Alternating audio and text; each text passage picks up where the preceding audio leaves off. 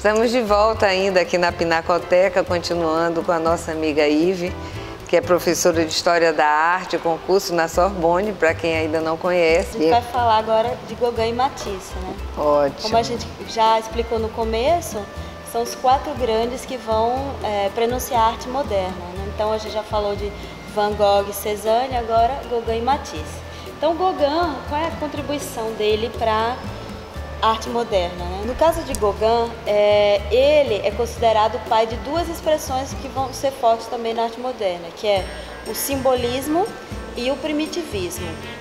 Então, o simbolismo é quando ele começa a inserir nas pinturas dele elementos místicos, religiosos ou elementos com mensagens ocultas, né? Isso vai ser bastante comum daqui para frente. E a questão do primitivismo é o seguinte, é que ele queria acabar com essa coisa europeia de que tudo tem que ser a representação realística, né? Na verdade, a pintura está se afastando da representação fotográfica, agora é sempre a expressão interior do artista. Então o artista interpreta o mundo do jeito que ele vê. Então por isso que Gauguin pinta, como vocês estão vendo, um rio vermelho, um cachorro laranja, ali no primeiro trabalho, ou faz as cores, o Cristo amarelo, por exemplo.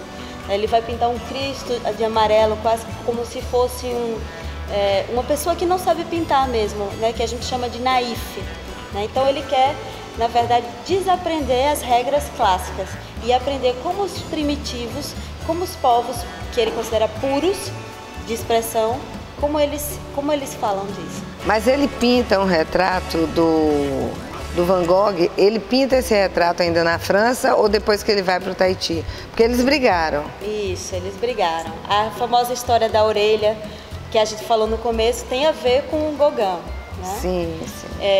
Gauguin e Van Gogh moraram um tempo juntos no sul da França, porque a ideia de Van Gogh era fazer uma colônia dos artistas pintando e tudo, mas 2 personalidades fortes, não deu certo, eles brigaram e depois disso Gauguin abandonou tanto Van Gogh como toda a família dele, né?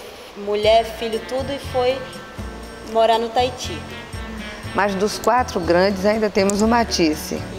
Matisse para fechar, né? Exatamente. Já praticamente arte moderna, né? Até porque Matisse vai continuar produzindo até a década de 30, 40, ele vai continuar. E a contribuição de Matisse foi o seguinte, é que ele vai trazer o predomínio da cor, né? E da ideia de fazer a pintura como uma arte decorativa. Então ele vai trabalhar não mais tendo a ideia de perspectiva, de profundidade, da representação real, mas como se ele estivesse fazendo realmente uma ornamentação, uma decoração. Então ele trabalha com arabescos, com pinturas, com cores predominantes, então você se confunde. Como nesse trabalho, ele chama de harmonia em vermelho, e não sala ou quarto, não. Ele, na verdade, é uma composição, não tem a ver com a realidade. Não tem, exato. Né? Você não sabe se tem uma mesa, se é uma parede, o que é. Tem uma continuação do vermelho, né? O quadro também, como você chamou a atenção no instante, se é uma janela, se é um quadro, é interessante. O trabalho mais famoso de Matisse, para a gente fechar com ele, é a dança. A dança, ele é já praticamente primitivista, né? Porque ele vai deixar todos os elementos decorativos e vai se concentrar no mínimo.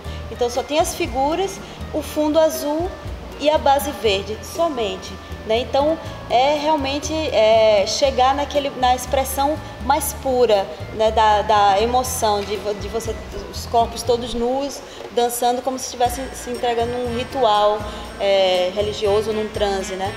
Mas em relação a esse quadro, me parece que tem um artista brasileiro que retratou ele através de escultura no Jardim Botânico. Exatamente, a gente tem uma escultura muito interessante, um conjunto escultórico muito interessante, como se é uma artista brasileira que pegou essas figuras e transpôs para as 3 dimensões. E aí você pode visitar lá no Jardim Botânico.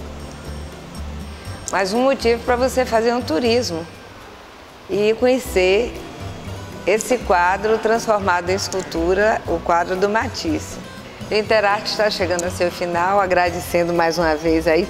Eu acho que não adianta nem estar lhe agradecendo, né, Ive? Porque você ainda vai estar no Interarte várias vezes ainda, obrigada, né? Carmoza, obrigada.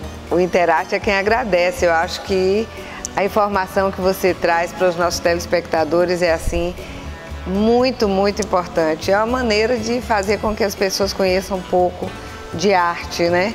E que venham aqui conhecer a Pinacoteca, que vocês vão ver quanta obra de arte bonita que nós temos e que vocês ainda vão ter a oportunidade de ver também, que nós vamos fazer matérias ainda aqui mostrando trabalhos dos artistas de Manaus. E eu vou deixar vocês com essas belíssimas imagens, entrando aqui e vendo também esse café tão agradável que é o Café do Pina.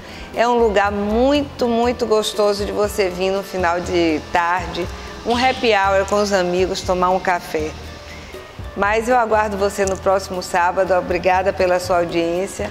Eu me despeço com um beijo no coração. Fica com Deus e até o próximo sábado.